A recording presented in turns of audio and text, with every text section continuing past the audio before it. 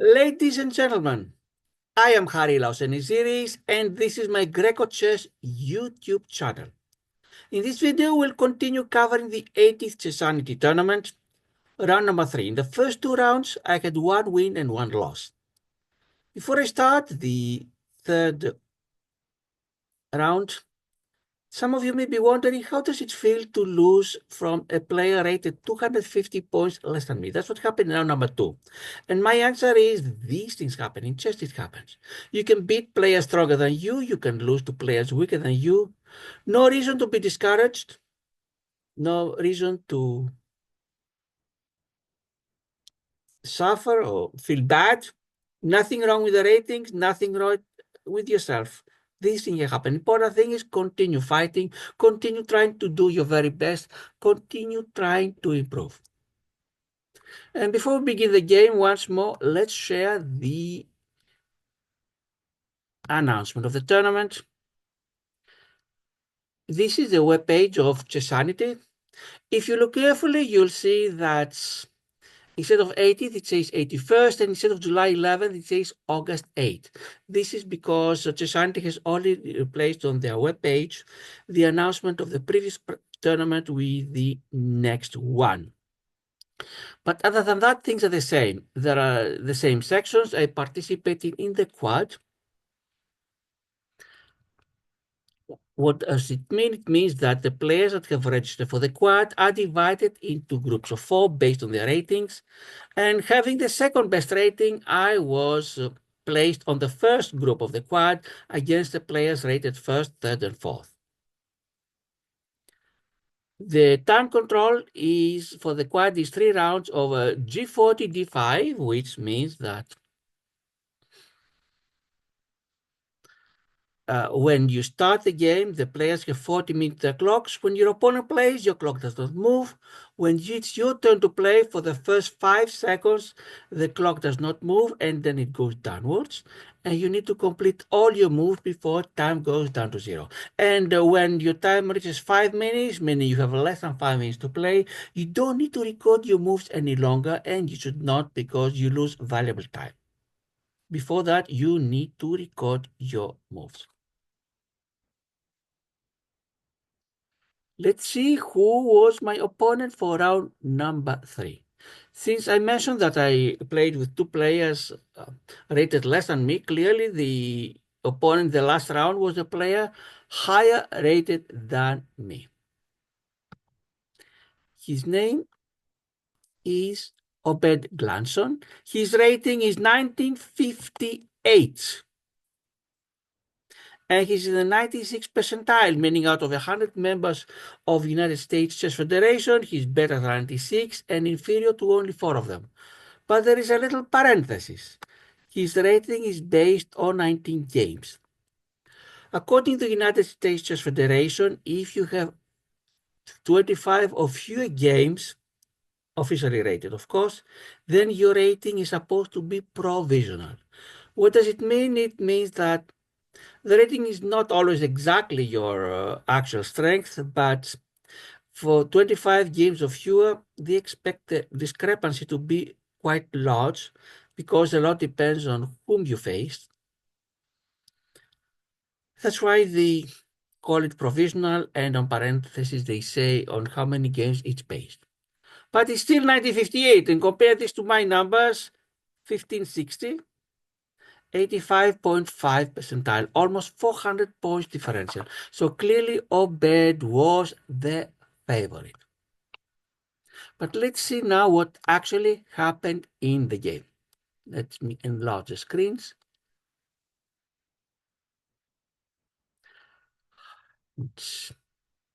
On the left half of the screen, you're going to see the chessboard as moves were taking place. On the right part, you'll see the computer evaluation. Plus means white has advantage, minus means black has advantage.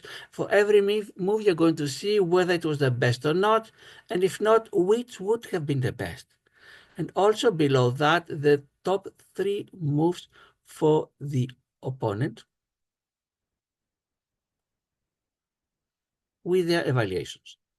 And for the first 6 moves were identical to the moves that I played with Hannah Elizabeth Lynn the Scandinavian defense, so I'm not going to describe.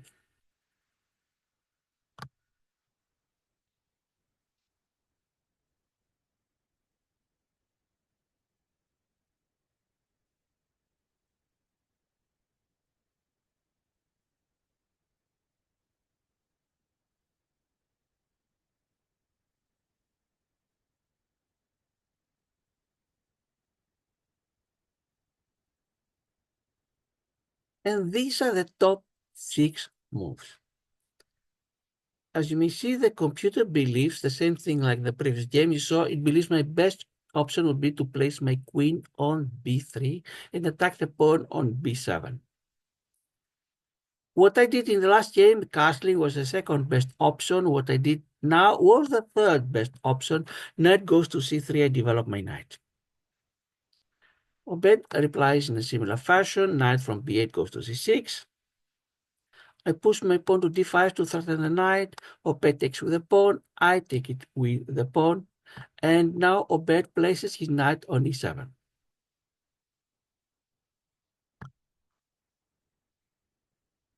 Which the computer thinks it's a mistake. In fact, quite a large one, gives me quite a significant advantage, assuming I reply correctly. At the time, none of us saw it because my pawn at d5 is attacked 3 times by the 2 knights and the queen. It's defended only twice, queen and knight, and it meant that my pawn had a tough time to survive. The computer would like me to place my knight on e5 and not worry about the pawn. Of course, if I play it on e5, I attack the bishop on g4. The bishop can be, Obed can exchange the bishops and then take my pawn.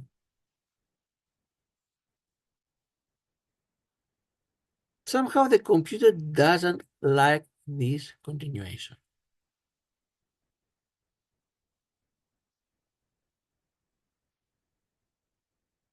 But myself, I wasn't aware of this possibility, of course, and the way I replied, to postpone the dilemma of how to defend the pawn and also to create some threats, my bishop goes to b5. It's a check. Computer believes it's a miss and would rather have me push my knight to e5. But when I did it, all I saw is that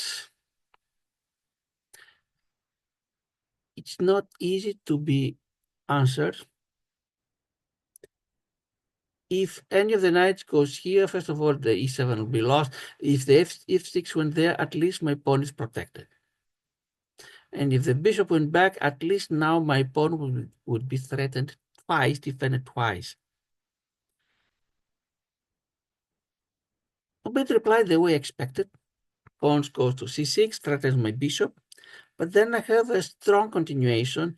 My pawn takes at c6, and I'm threatening to win the queen. How? If I get a second move in a row, then pawn goes to c7, check, and the queen, whether it stays, it's lost by the pawn, or it covers the check by going to d7, it's going to be lost by my bishop.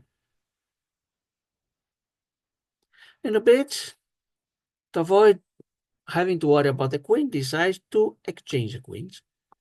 It's a check now, and no matter what I do, I need to reply. And there are only 2 legal moves. Knight from c3 goes to d1, or king from e1 goes to d1.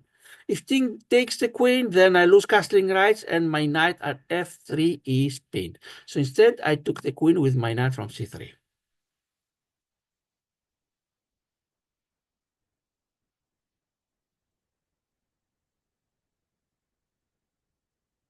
This point, Obed takes my pawn at c6, and doesn't have to worry, of course, about the previous danger. Pawn goes to b7, check, discover check. But now my knight goes to e5. My threat is the following. If I could play second move in a row, that is knight takes knight, pawn takes knight, bishop takes pawn, checks, double threat, and wins the rook. And Obey decides to postpone having to deal with that. course, there are ways to deal with that. For example, the bishop would go back to d7, but then my knight will take it, takes it, king's exposed. But to postpone having to deal with that, bishop goes to b4 check. I want to retain castling rights, and to do so, the only way to do it is my knight goes to c3. And Obed now castles. The bishop on g4 is threatened by my knight, but the bishop on f6 can take back my bishop and is quite dangerous in my half. But Obed is going to lose a pawn because knight takes knight, pawn takes knight, and bishop takes pawn. I don't have now the double threat because the king has castled. It's not check and threatening rook, but still I'm a pawn ahead.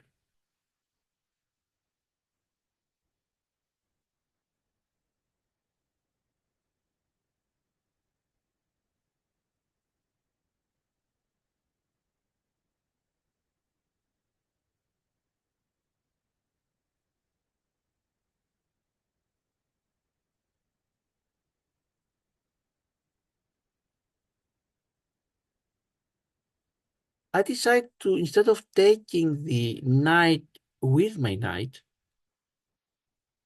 I take with my bishop. Why? Because if I take with my knight, pawn takes back, and then I lose a tempo, I have to think where to put my bishop. But now, I take with my bishop.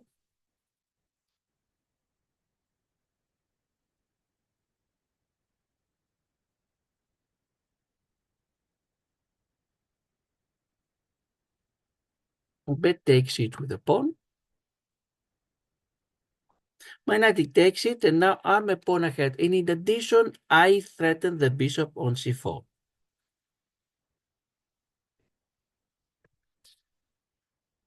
Obed saves the bishop by taking my knight and checking, and of course I reply with the only move that doesn't lose material. The pawn takes the knight. At this point, if anything, Obed black, that is, seems to be better with a minus 0.15.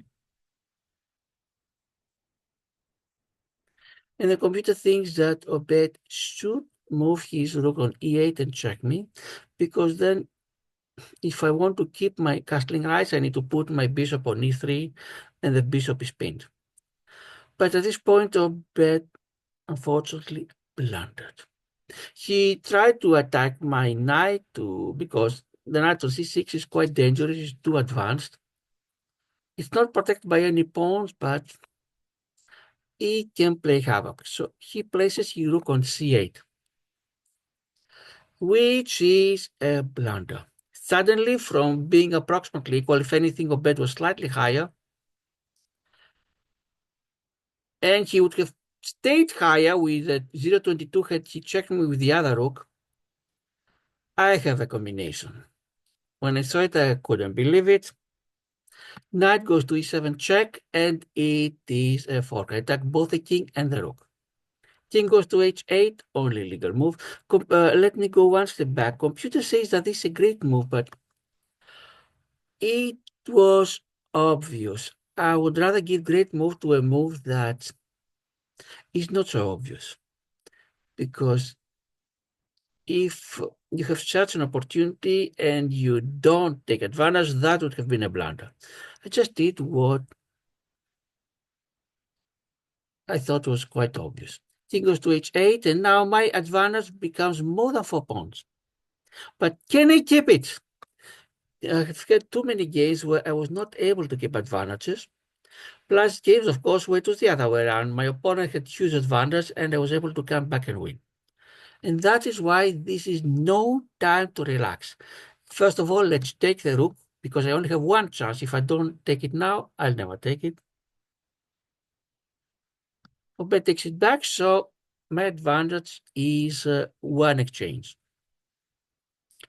Meaning I have two rooks, a bishop, Obed has one rook, bishop and knight. Pawns, I also have an extra pawn, 5 versus 4, even though one is attacked. Which means that my pawn at c3 is isolated, easy to be lost. If that goes on, then my advantage becomes an exchange.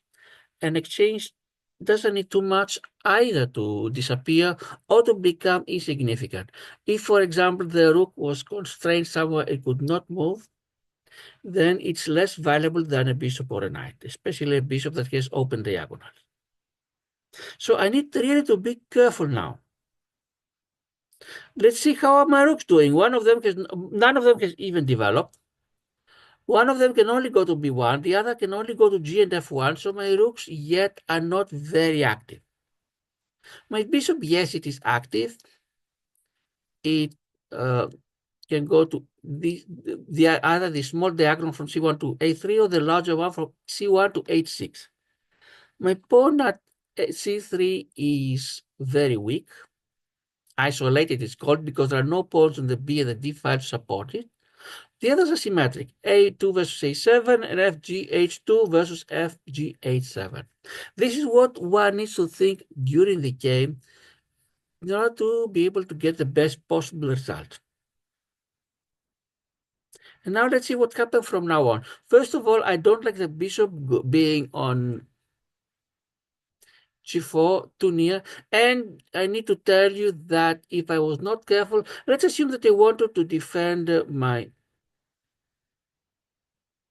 pawn at c3 and somehow I did not see the threat. Rook could go to d8 and then let me repeat. If my bishop moves, at least the rook would defend. But if my opponent could play two moves in a row, rook goes to d8 and rook goes to d1, it checkmate. That is why I'd rather not have this threat, even though it needs for my opponent to be able to play another two moves in a row where they have already played. And that is why my first move is attack the bishop. Pawn goes to f3. Bishop goes to f5. Now my bishop goes to d2 to be able to defend the three pawn. You may wonder why not to b2, because to b2 rook goes to b8 and threatens the bishop on b2. My opponent places the bishop on d3. By doing so, I cannot castle kingside any longer because the f1 pawn is covered, which means basically that my rook on h1 is not very active to say the least. What do? I can't castle queenside. I can't castle kingside. I'm castling queenside. Rook goes to d1. And if my bishop from d2 goes away, then I'm attacking a bishop on d3. How does Obed reply? Now he has a very nasty trap. Rook to b8, and if Obed could play a second move in a row, rook goes to b1, checkmate. If I played anything else, for example, if I wanted to make my rook on h1 active by placing it on d1, or if even the other rook, if I moved any of my two rooks, b1 checkmate. If I moved any of my pawns, checkmate. The king has nowhere to go. And the only way to avoid immediate checkmate, in spite of being so the material, was to move my bishop. Now, you see that the computer says that moving the rook to b8 was an inaccuracy and raises my advantage of 5.3. Yes, if you play against a computer that can see everything, that's true. But if you're down an exchange in a pawn, you will try to use any such swindle possibility to just change the result. You never know how the opponent may react, because we both have played for hours, the third game the same evening. There was a chance I might have missed it. And being down by 332, if they played the knight to d5, would not be such an advantage. That would not change the result. But I saw it, and my bishop goes to f4. Obed protects the rook on d3 by moving his rook to d8. And I activate the other rook. Now I can go to e1. Both of my rooks are in central files.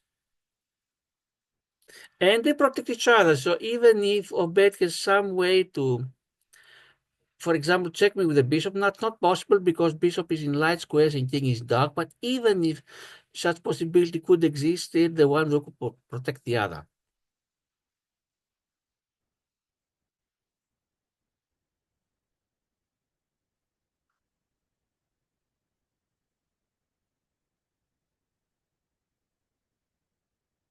Obed is afraid of the following. Rook goes to e3 and the bishop is attacked twice. And if bishop moves, then the rook on e8 is lost. And in order to avoid it, places a rook on a light colored square. What is the difference? If my rook goes to e3, as I did, bishop goes to b5, goes either b5 or f5, or bet places it on f5. And now instead of winning even more material, I just exchange. But this is good for me since I'm ahead in material. Exchanges are good. I want to exchange even more, so I place I was thinking at the time, any chance for a back rank? None existed. So let's continue. I'm ahead in material. Don't gamble my good position just for the hope of a back rank. My bishop goes to g5. Obed threatens with a pawn to h6 and also deprives me of the chance of any back rank mate. But that's what I want. Not only exchange more material, but I destroy the pawn structure of Obed.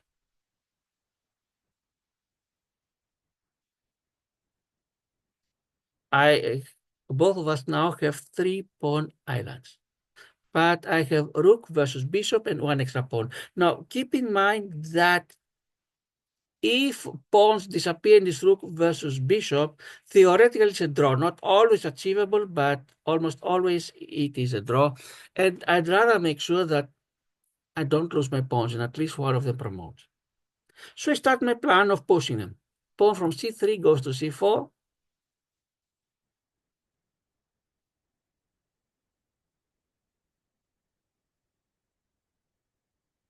Bishop from d7 goes to e6. I protect my pawn. Rook goes to c3. So if Obed decides to take the pawn, I take the bishop. And clearly with an extra rook, the win is easy. My rook will take the pawns and that's it.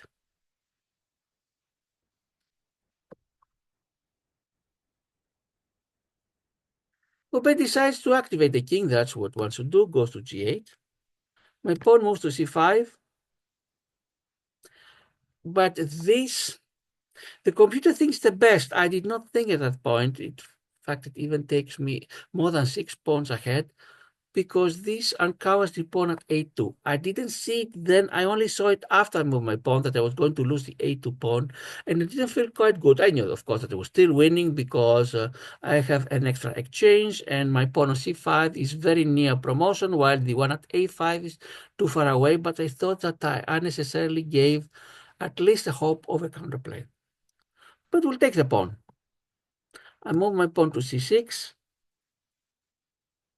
Obed places his bishop back to e6, and my pawn goes to c7, which means that he was going to promote. What could Obed do? What I would have done in his place? Bishop goes to c8, because if otherwise, yes, he will take my pawn, but I win the bishop. To c8, then my rook would go to b3, and then would go to b8. And if the bishop did not move, I win the bishop. If it moves, again, I take the bishop for a pawn and have an extra rook. That is why at that point, according to the computer, I had a 7-point advantage. I knew I was winning, and Obed resigned. Which means that I defeated a player of rating 1958. Over the board, this is the highest win I ever had. You may remember a few days ago, I drew with someone above 1900. That was quite impressive, but now I win with someone with rating 1958.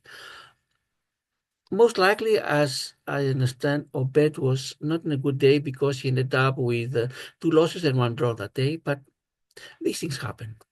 I'm sure he's a great player, and I'm sure that on his best days he can do extremely well. Let's do the review. Let's look at the review. What does the computer have to say about the entire game?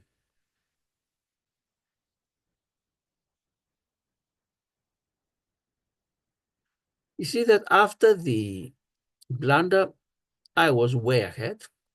I had an accuracy of 92.9 versus 86.2 for black, and the computer believes that my performance was 2450 versus 2200 for Obed. Let's see in the various categories.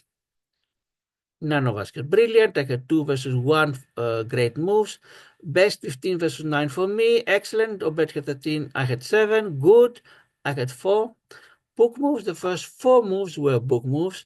Obed had 2 inaccuracies, 1 mistake. I had 1 miss. And Obed had 1 blunder.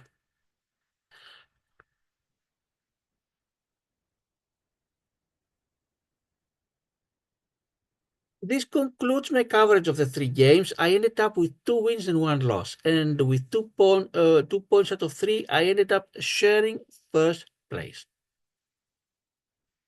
I'm quite satisfied, especially with my last win. I don't know yet the new rating. It should come at any moment. And in the next video, we'll continue playing against the bots. Bot number 20 or number 5 among the intermediate ones. A few thanks, of course, thanks to all of my 3 opponents. Obed, he tried his very best to make an exciting game, and just 1 moment's lapse decided the game. Thanks to the organizers that they provided a location, not easy in the summertime to find a nice location. And they organized the event quite well. And as what I have mentioned, in chessanity, they provide the board and the clocks, which takes away 1 headache from the players. And finally, thanks to all of you, the viewers, to the subscribers. If you have not subscribed yet, you may want to consider hitting the subscribe button. To the people that have liked, and also to the people that have left some nice and encouraging comments. I'm looking forward to your comments, because for now we'll continue covering the bots until I lose. What content would you like to see here? Would you like to have your opinions? Are there any games? Do you have any of your own games that you'd like me to cover? This already happened once. Any of you having games that you may want me to discuss, that would be great. Or if you even want to play against me. What are your thoughts? Ladies and gentlemen, this is Harry Lauseneziris and my YouTube channel, grecochess. Goodbye.